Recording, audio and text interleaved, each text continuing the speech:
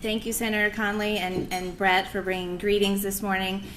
We consider ourselves very privileged to live in a state where we have such thoughtful leadership in the legislature and in the governor's office. So we appreciate you being supportive of these issues and being real leaders on them. Before I bring Andy back up to be our keynote today, we decided that we wanted to do a little bit of data analysis for you because we, after all, are the data people. Usually we do a whole PowerPoint presentation, but in the interest of time, we're going to just do a few slides instead. We decided to focus on the state's workforce development system for this year's conference because we really believe that a high-quality system is critical to both business and workers and our state's economic growth. A skilled workforce is vital to attracting new companies to our state as well as supporting our existing businesses. For workers, improving basic and higher skills or becoming proficient in English are pathways to better paying jobs. So to get us thinking in the global context, we're thrilled to have Andy Van Cloonan from the National Skills Coalition as our keynote. And just to sort of set the stage for what else is happening this morning, after Andy, we're fortunate to have 4 leaders of the state workforce development agencies join us in our first panel. Those are Heather Hudson, the Executive Director of the Governor's Workforce Board, Commissioner Ken Wagner from the Rhode Island Department of Education, Director Courtney Hawkins from Rhode Island DHS, Department of Human Services, and Commissioner Brenda Dann-Messier of the Post-Secondary Office. Our second panel includes 3 leaders of nonprofit businesses that provide workforce development services to Rhode Islanders, including Mario Bueno from Progreso Latino, Shannon Carroll from the Genesis Center here in Providence, and Cami Knowles, who's the director of the Education Exchange in Peacedale or Westerly or Wakefield or South County. I always get them all confused. I think Peacedale and Wakefield are the same, right? Okay, good.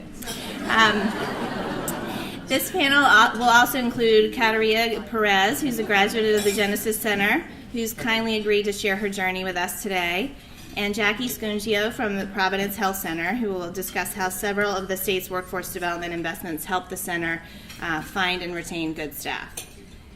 So as I said, we want to take a few minutes to dive into the data. So in your packet of information, you will see 6 slides. We think it's imperative to provide pathways to economic security for all Rhode Islanders, as well as to promote economic justice for workers of color in our state.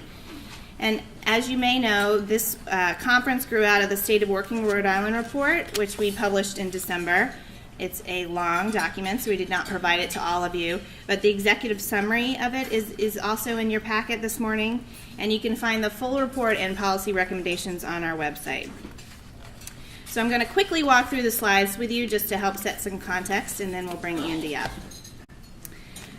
So on the first slide, we always think it's important to set the stage by highlighting the main thing that we as an organization are working to eradicate, and that's poverty.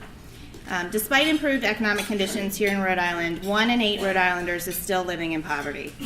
It's also important to note that for Rhode Islanders of color, those rates are significantly higher, with over 1 in 5 Latino and Black Rhode Islanders living with income less than the poverty level. That's more than twice the rate for white Rhode Islanders. If you look on page 2, we're looking at the median incomes. We also see a significant disparity between the median income for white and for Latino and Black Rhode Island families. I would also footnote that when we desegregate the data for Asian Rhode Islanders, we see that the income levels for Southeast Asians is much more similar to those for Latino and Black rates. So again, that's a plug for desegregating data and really paying attention to the details of data, not just the overall. And also why it's important for everybody to fill out the census. The next slide, slide 3, demonstrates the old saying, the more you learn, the more you earn. Getting a high school diploma or equivalency degree boosts wages. But note that there's not a significant difference between the median wages of Rhode Islanders with a high school diploma and those with some college. So college completion is crucial. It's also worth noting that while we do not have Rhode Island data showing increased earnings for those who have completed an associate's degree, national data does show that earnings and access to career paths with good paying jobs do improve with an associate's degree. So it's worth working on helping students complete those degrees. Turning to slide 4, we see that 14% of adults aged 25 and older do not have a high school diploma, so their earning potential is curtailed. And note that those with less than an 8th grade reading level are generally not eligible to participate in training programs that can provide a relevant work credential. For these Rhode Islanders, we need to provide pathways to attain a high school diploma.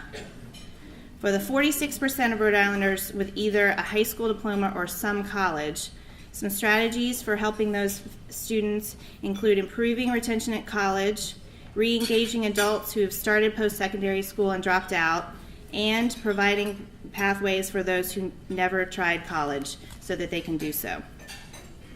But we also want to emphasize that we recognize that formal education is not the only pathway to a better paying job.